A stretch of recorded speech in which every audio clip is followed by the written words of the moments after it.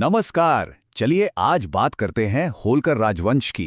ये कहानी है चरवाहों के एक समुदाय की जो अपनी हिम्मत और काबिलियत के दम पर मध्य भारत की सबसे बड़ी ताकतों में से एक बन गया। आइए उनके इस शानदार सफर को थोड़ा और करीब से जानते हैं। तो कहानी शुरू होती है एक सीधे से सवाल से। आखिर कैसे मराठा साम्राज्य के सेवक रहे होलकर मालवा के इतने शक्तिशाली और स्वतंत्र शासक बन गए? ये जो सफर है ना, ये महत्वाकांक्षा, रणनीति और एक जबरदस्त विरासत की कहानी कहता है। देखिए, हर बड़े साम्राज्य की कहानी एक दूरदर्शी संस्थापक से शुरू होती है। होलकर राजवंश की नींव रखी मल्हार राव होलकर ने, एक ऐसा इंसान जिसने अपने सैन्य कौशल से एक बहुत बड़े साम्राज्य का सपना देखा और उसे सच भी किया। तो चलिए सबसे पहले इन्हीं के बारे में जानते हैं। अब यहां ध्यान दीजिएगा, मल्हार राव होलकर मालवा के पहले मराठा सूबेदार थे। सूबेदार का मतलब होता है उस प्रांत का गवर्नर जिसे पेशवा नियुक्त करते थे।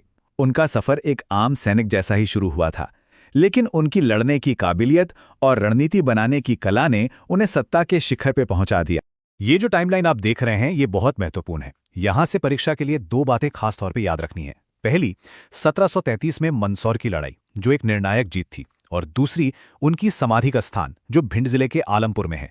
ये दोनों ही सवाल अक्सर परीक्षाओं में बन जाते हैं। मल्हार राव के बाद होलकर राजवंश की बागडोर एक ऐसी शासिका के हाथ में आई जिन्हें आज भी हम सब लोक माता के नाम से जानते हैं और सम्मान देते हैं। अहिल्याबाई होलकर ने निजी जीवन में बहुत दुख झेले, लेकिन उन्होंने न सिर्फ अपने राज्य को बिखरने से बचाया, बल्कि उसे तरक्की की नई ऊंचाइयों पर भी ले गईं। सोचिए जरा, एक के बाद एक पति, ससुर और फिर बेटे को खोने के बाद भी वो टूटी नहीं। उन्होंने हिम्मत से हालात को संभाला, और उनका पहला बड़ा फैसला ही उनकी जबरदस्त रणनीति को दिखाता है। राजधानी को इंदौर से महेश्वर ले जाना, ये एक बहुत ही महत्वपूर्ण तथ्य है, इसे याद रखिएगा। ये जो बात है ना, ये वाकई में बहुत दिलचस्प है। अहिल्याबाई ने यहाँ ताकत का नहीं बल्कि कूटनीति और बुद्धि का इस्तेमाल किया। उन्होंने पेशवा राघोवा को ऐसे शब्द कहे कि वो बिना लड़े ही पीछे हटने पर मजबूर हो गए।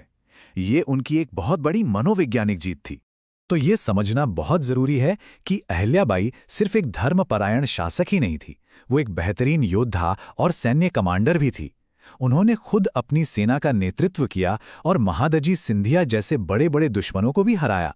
उनकी सैन्य जीतों के अलावा अहिल्याबाई की असली विरासत तो पूरे भारत में फैले उनके बनवाए मंदिर, घाट और धर्मशालाएं हैं। और हां, उन्होंने माहेश्वरी साड़ियों को जो बढ़ावा दिया, वो आज भी कायम है। इन्हीं साड़ियों को अब जीआई टैग भी मिला है, जो महेश्वर की खास पहचान बन चुकी है।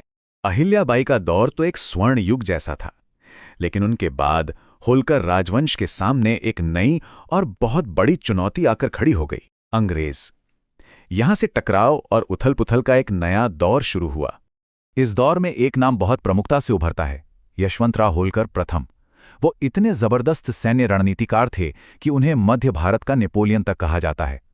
उन्होंने 1802 में सिंधिया और पेशवा दोनों की मिलीजुली सेना को अकेले हराकर अपनी काबिलियत साबित की थी। अब होलकर राजवंश के इतिहास को समझने के लिए इन दो संधियों को समझना बेहद जरूरी है, खासकर 1818 में हुई मंदसौर की संधि। ये एक टर्निंग पॉइंट था, एक ऐसा मोड़ जिसने होलकरों की आज़ादी को लगभग खत्म कर दिया और उन्हें अंग्रेजों के अधीन बना दिया। ये जो आंकड़ा है 2/3, ये सिर्फ एक नंबर नहीं है, ये उस हार की बहुत बड़ी कीमत को दिखाता है। सोचिए, एक संधि के बाद होलकरों को अपना 2/3 इलाका और अपनी आज़ादी दोनों ही गंवानी पड़ी। इसी मंदसौर की संधि का एक सीधा नतीजा था महू छावनी की स्थापना। ये इंदौर के पास बनाई गई एक मिलिट्री छावनी थी, ताकि होलकर शासकों पर नजर रखी जा सके। यहीं से परीक्षा का एक और सवाल बनता है कि महू का पूरा नाम क्या है? Military headquarters of war. अब हम आते हैं इतिहास के एक बहुत ही पेचीदा अध्याय पर, 1857 की क्रांति। इस दौरान होलकर शासक तुकोजीराव द्वितीय के सामने एक मुश्किल सवाल था। वो संधि से बंधे अंग्रेजों के सहयोगी थे या दिल से क्रांतिकारियों के समर्थक? यहां उन्होंने एक बहुत ही चतुर रणनीति अपनाई। दुनिया के सामने संधि की वजह से वो अंग्रेजों का साथ दे रहे थे, लेकिन पर्दे के पीछे वो चुपचाप सादत खां जैसे क्रांतिकारियों को अपनी सेना और समर्थन दोनों दे रहे थे। ये उनकी एक बहुत बड़ी रणनीतिक चाल थी। तो चलिए अब इस राजवंश की कहानी के आखिरी पड़ाव पर चलते हैं। ये वो दौर था जब होलकर शासकों ने समझ लिया था कि दुनिया बदल रही है और उन्होंने आधुनिकीकरण पर जोर दिया, जिसकी छाप आज भी हमें इंदौर में दिखती है। भले ही उनकी राजनीतिक ताकत कम हो गई थी, लेकिन बाद के होलकर शासकों ने शिक्षा, खेल और वास्तुकला जैसे क्षेत्रों में बहुत काम किया। उन्होंने ऐसे शानदार संस्थान बनाए जो आज भी इंदौर शहर की पहचान है। इंदौर का मशहूर लालबाग पैलेस किसी एक इंसान की देन नहीं है। कह सकते हैं कि ये एक टीम एफर्ट था। इस चार्ट से हमें पता चलता है कि इसकी नींव तुकोजीराव द्वितीय ने रखी और इसे पूरा शिवाजीराव होलकर ने करवाया था।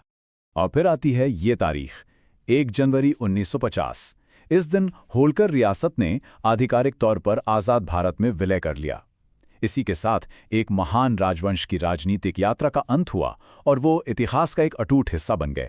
तो चरवाहों से शासक बनने का ये सफर, सैन्य कौशल, धर्मपरायण शासन और आखिर में समय के साथ खुद को ढाल लेने की एक अद्भुत कहानी है। होलकरों की कहानी एक तरह से पूरे भारतीय इतिहास का आईना है, जो हमें सत्ता, विरासत और बदलाव की कला के बारे में बहुत कुछ सिखाती है।